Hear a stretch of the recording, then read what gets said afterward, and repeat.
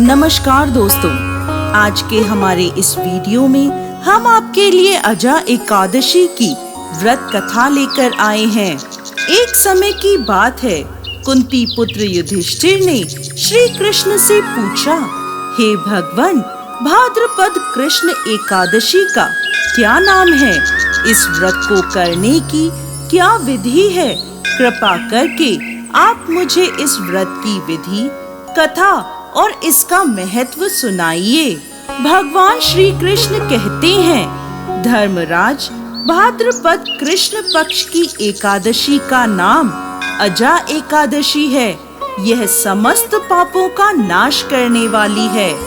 इस एकादशी के दिन भगवान श्री हरि विष्णु की पूजा की जाती है। जो मनुष्य इस दिन श्री हरि विष्णु की पूजा करते हैं, उन्हें वैकुंठ की प्राप्ति होती है। आइए अब मैं आपको अजा एकादशी की व्रत कथा सुनाता हूँ।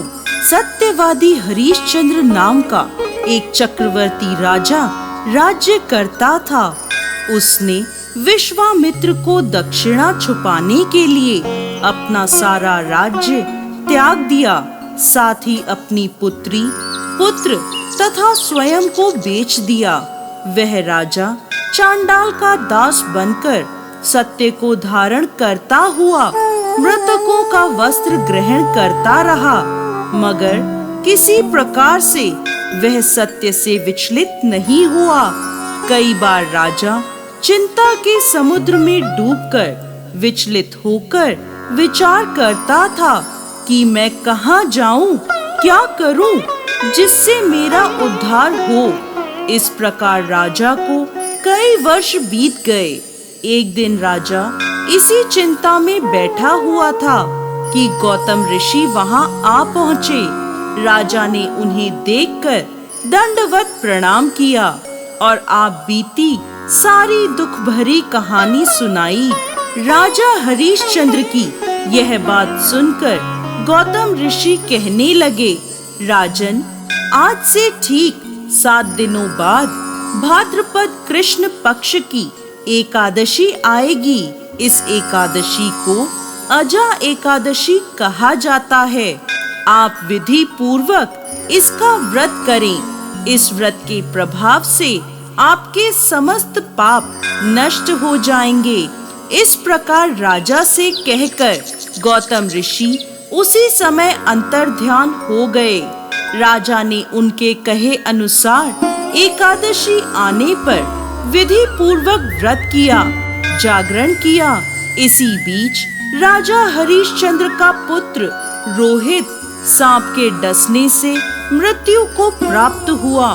शव्या रानी द्वारा राजकुमार को शमशान में लाए जाने पर राजा हरिश्चंद्र ने रानी शव्या से शमशान का कर मांगा, मगर असहाय शव्या रानी के पास देने के लिए कुछ भी नहीं था।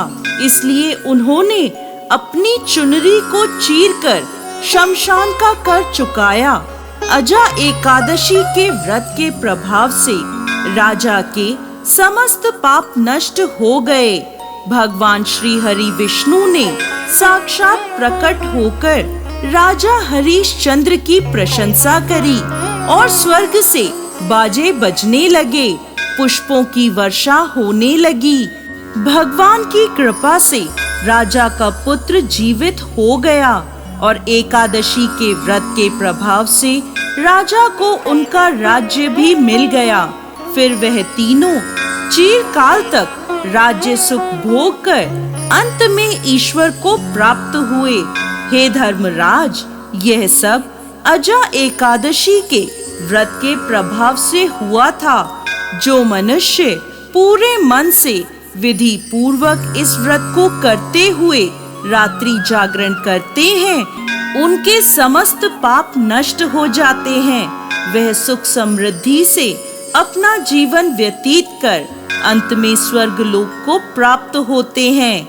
इस एकादशी की कथा को सुनने मात्र से अश्वमेघ यज्ञ का फल प्राप्त होता है।